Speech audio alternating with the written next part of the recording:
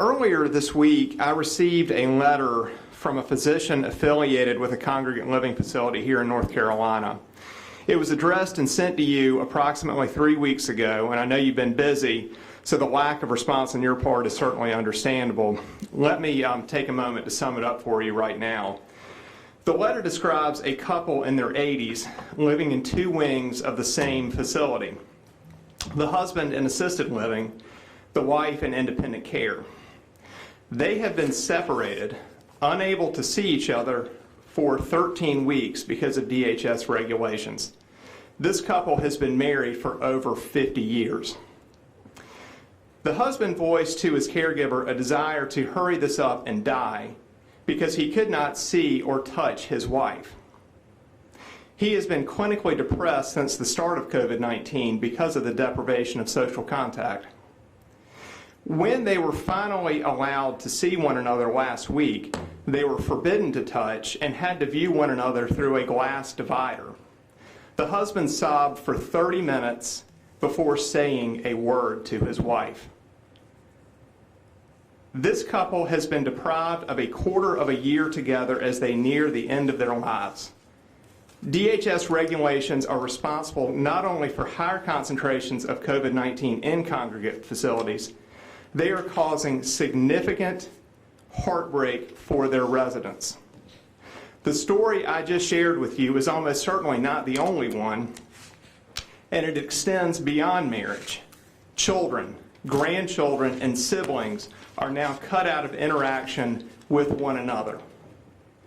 Apparently, as a state, we have moved beyond simply saying that certain occupations are essential and non-essential.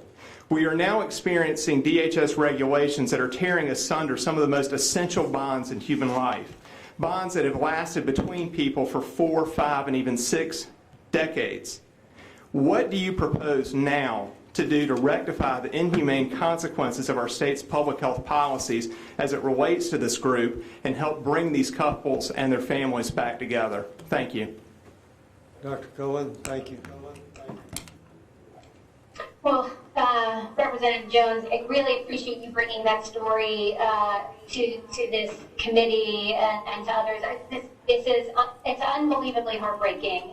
This virus has caused so much heartbreak and loss. I was just speaking to a family the other day that lost their loved one in a long-term care facility because of COVID.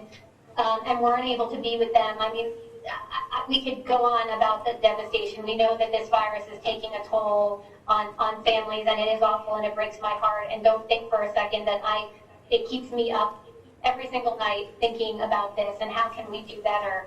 As I think about the where do we find this balance point? Obviously, some of those visitation rules, those are set by the federal government,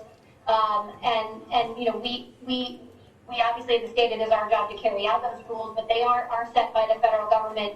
What we are trying to move to now is thinking about, is there a way that we can use periodic testing, some additional proactive testing, to find a way to start to ease restrictions, to your point on that visitation, because it does come with its own toll, and we know it.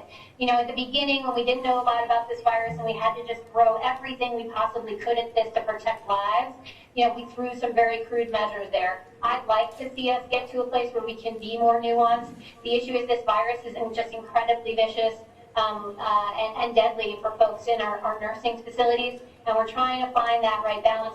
I very much look to, Dr. Jones, you read the data just like I do. I welcome suggestions on how we can do this better.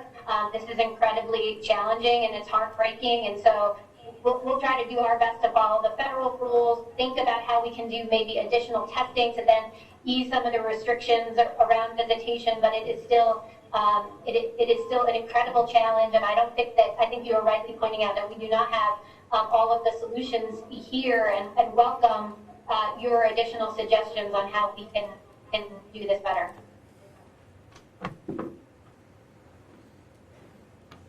Follow-up. Is it brief? Pretty brief. All right. Go ahead. Well, I appreciate the answer, And I appreciate the time that y'all are putting into this. I do think that this is an issue that needs a result and needs it soon. This is not something that we can, put into a panel discussion necessarily and come out with a solution 2, 3, 4 weeks from now. These are people that are truly dying from depression right now. This is an issue that needs to be addressed now. Thank you.